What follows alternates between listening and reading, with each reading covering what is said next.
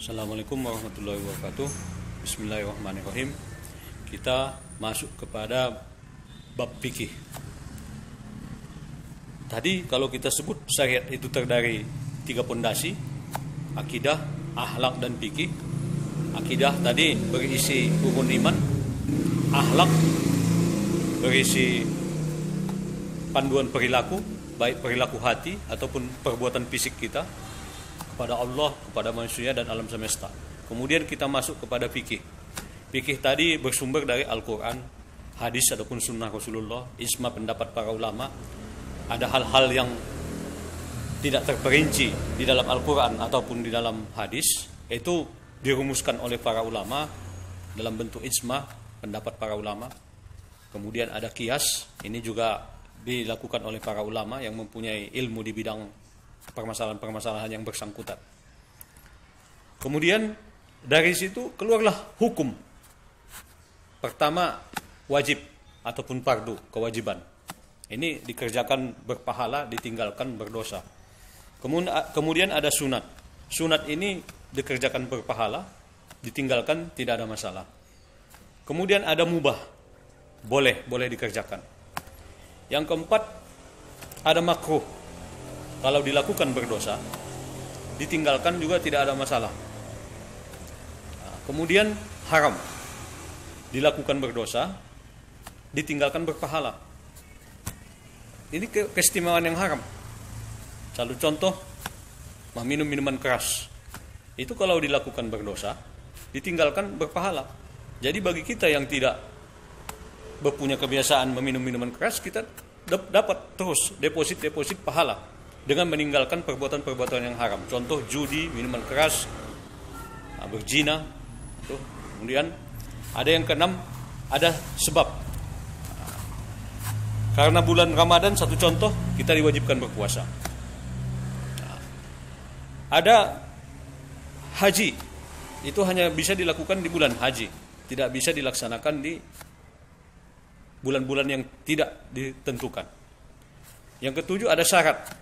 Sebelum kita sholat, kita harus berwudu. Kemudian ada yang kedelapan, mani, penghalang. Seseorang murtad itu menghalanginya sebagai hak muslim. Misalnya hilang hak warisnya. Penghalang.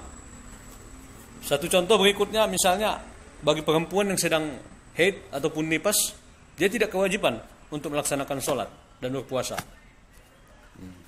Kemudian ada rukhsah ataupun ajimah, ataupun keringanan. Bagi yang tua bisa untuk tidak berpuasa tapi dengan harus membayar fidyah. Bagi yang berjalanan tidak harus puasa tetapi harus mengganti. Bagi yang sholat harusnya 4 rakaat bisa dipendekkan menjadi 2 rakaat. Kemudian ada sah ataupun batal. Satu contoh, kesepakatan dalam jual beli.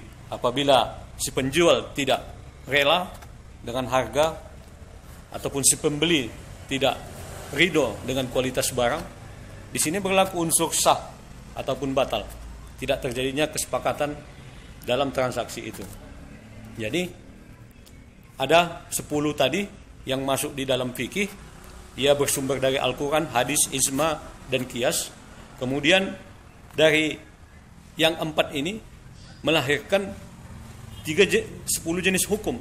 Ada wajib, ada sunnah, ada mubah, ada makruh, ada haram, ada sebab, ada syarat, ada penghalang, ada rukhsah keringanan, ada sah ataupun batal. Fikih ini lebih banyak mencakup rukun-rukun Islam.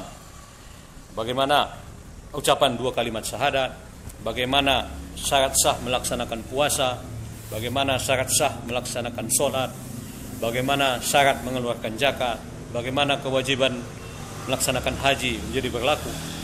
Jadi itu yang tadi tentang pelaksanaan rukun Islam kita sebut sebagai fikih ibadah.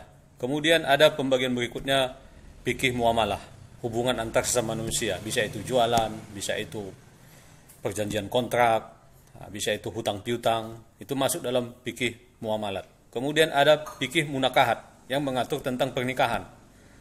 Bagaimana rukun nikah, siapa yang syarat sah nikahnya terpenuhi, siapa yang dilarang menikah, bagaimana perceraian, itu dalam fikih munakahat.